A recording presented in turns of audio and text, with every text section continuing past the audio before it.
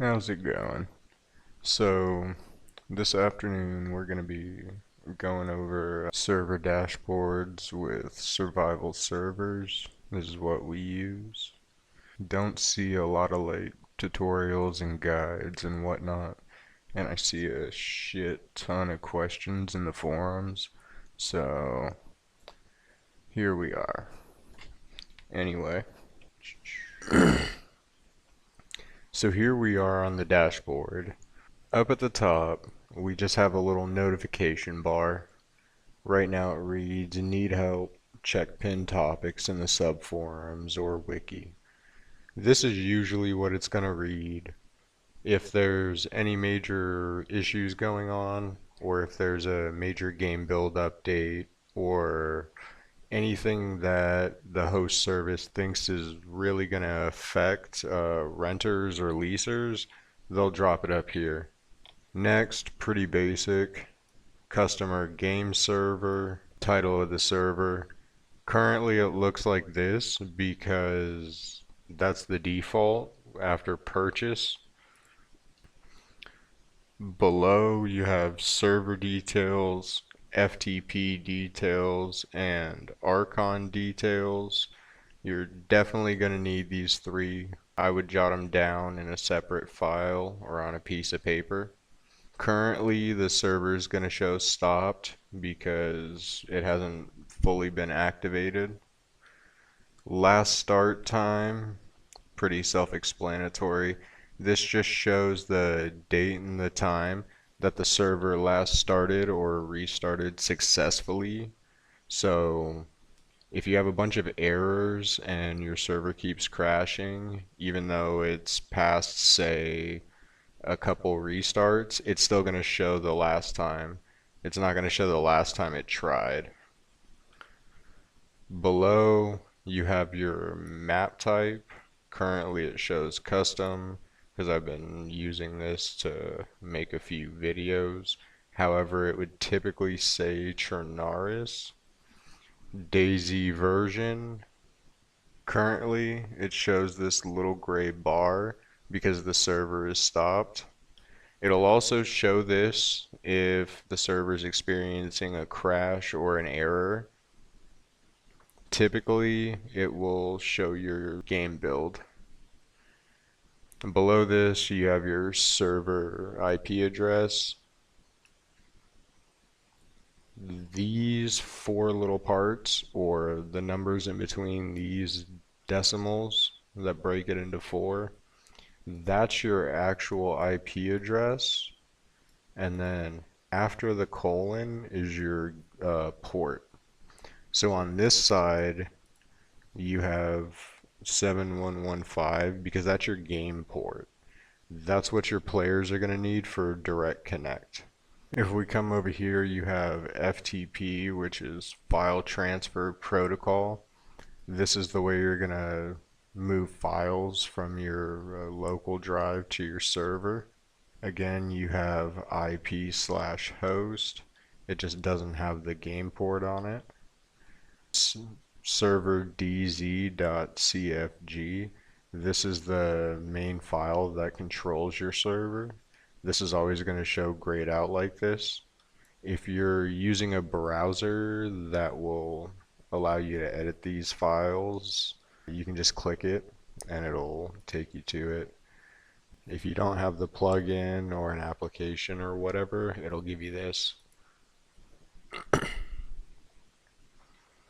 Your port, typically always 21. Your username, your password. Again, it starts off as change me. We're not really going to bother with that. Archon details, you have a similar situation. IP address with no port, but the port's just below it. And then password, change me. Below that, however, you have this little thing that says Windows Dart or Dart Windows. This is the Archon manager that this server host recommends. Or I guess when it started off, that's what they recommended. We'll get into that at some other time. Aside from this, you have start, stop, and restart. Quite frankly, you can ignore these. The only one you're really going to mess with is stop, and we'll get to that in a minute. That said, it doesn't matter if you run the start command initially or if you're running a server with no mods or changes, then it doesn't matter. Right below, you have a server stat panel. Pretty simple. Green bar, players online. Blue bar is your CPU usage. Orange is memory, and yellow is disk usage. You may be wondering why this looks all wonky. However, yours will look a lot more like this right here across the board. Moving on, you can expand and collapse this. You can also move it. Down below, we have our one-time toggles. These are things that you only tick um, to apply to a single restart. You have clean Steam command that cleans your command folder. Skip save config. Reinstall server. It's in a big red bar because simply put, it wipes everything. It will also give you a message and ask if you really want to do this before you click it. Moving on, clean save folder. This is just a dashboard toggle. That said, it is not referring to the storage 1 folder inside your MP missions. Below, skip server updating. This only applies if you have either of these toggled on, server update and server update automatic, and skip mod updating. Now down here, you have your modification settings for the server. Location, this is the area where the IP address comes from. What this really does is it gives you a little wiggle room in terms of your ping. Let's say you live in like Virginia. You'll probably want your server in New York as opposed to like Seattle, Los Angeles, or Dallas. Or you may want Miami. Below that, we have the map, Chernerus, Livonia, Frostline, or Custom. What Custom does is it opens up the launch line parameters and allows you to add mods and change the map. So say you want to run Deer Isle, Namalsk, or Bitterroot, you would hit Custom. Server update only if needed, run update, or run update and validate. Server update automatic, enable or disable. Install DZSA launcher.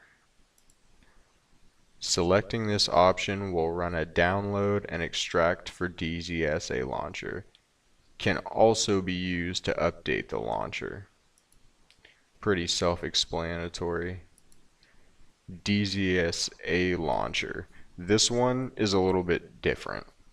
What this does is it launches your server with DZSA as the default rather than Steam or the in-game vanilla.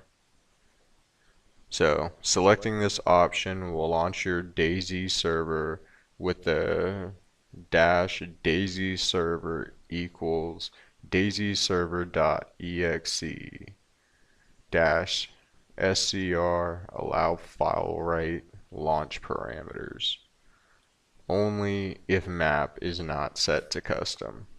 So essentially, this only works if you're running Churnerus, Livonia, or Frostline.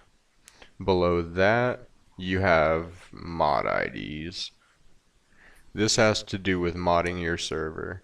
So all Daisy mods on Steam have these little IDs on them, and they sit at the end or near the end of the web address. So like up here we have survivalservers.com.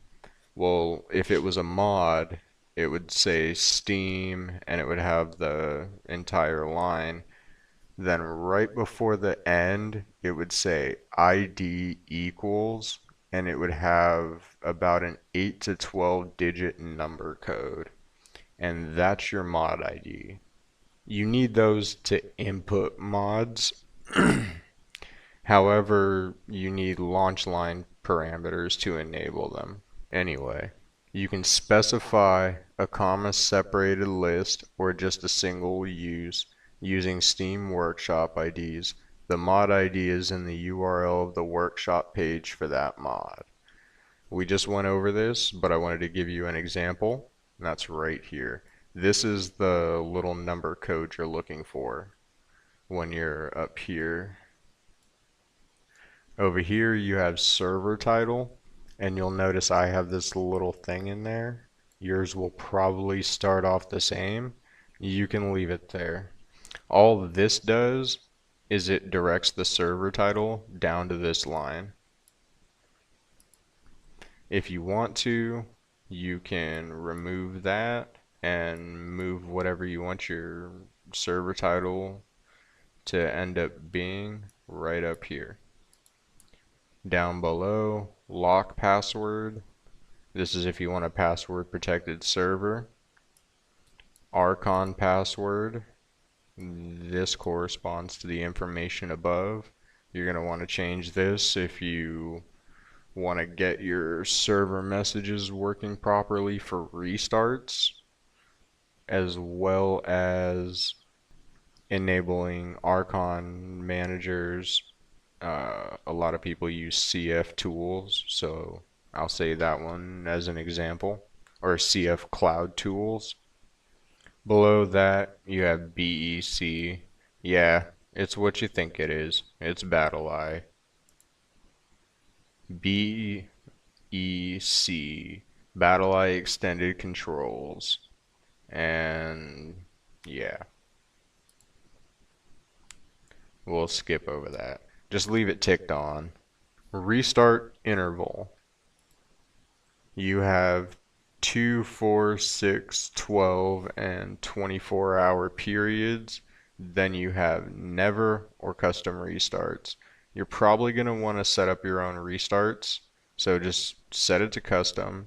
It'll start off on 24. So you're going to want to change that. Then come down to tools, custom restart config. I already have some existing ones for this because I preset them beforehand. However, this is what you're going to do. You're going to come to add a new custom restart. You're going to set your restart time from this list. It goes 15-minute intervals. Then you're going to choose your frequency, daily, weekly. So basically daily and then whichever day of the week you want. Save restart config once you've added, and that's about it. Below that, you have restore server save. It's just loading your backups. Right now it says backup server recaching list. Please check back in 35 minutes. Right here we have the option to modify the FTP password. It just corresponds to the information above. And down here This is why I said ignore the start and restart buttons. This button right here works as start or restart, and it guarantees your changes are saved. The other two do not. Down here we just have contact, social, the list of games you can get servers for, or looks like a partial list. Oh, no, this is actually upcoming games. Nice. Donations, FAQ, wiki, affiliate, jobs, etc. And I think that'll about do it for now. We'll be covering more of this in the future, but for the time being, I really just wanted to give a basic breakdown on this because I get questions about this thing all the time. Um, Most people are used to Nitrado and Host Havoc, and I I think people get thrown off by the fact that this is just a one-page dashboard. So I'll explain that real fast. On Nitrado, you have everything built into the dashboard, so you never have to leave that web page to do anything if you don't want to. This is the exact opposite. This is just bare bones. You have all your basic modification settings on one page, and you have all the information you need to plug into other tools in one page. Anyway, that's about all for now. Just wanted to jump into this because I see a ton of videos for Nitrado and other server hosts, and I rarely ever hear about survival servers, let alone see videos covering any of this. There's quite a few little things about this dashboard that I've left out in this one, primarily because I have a few projects that I need to get back to taking care of, as well as some IRL things. So, later.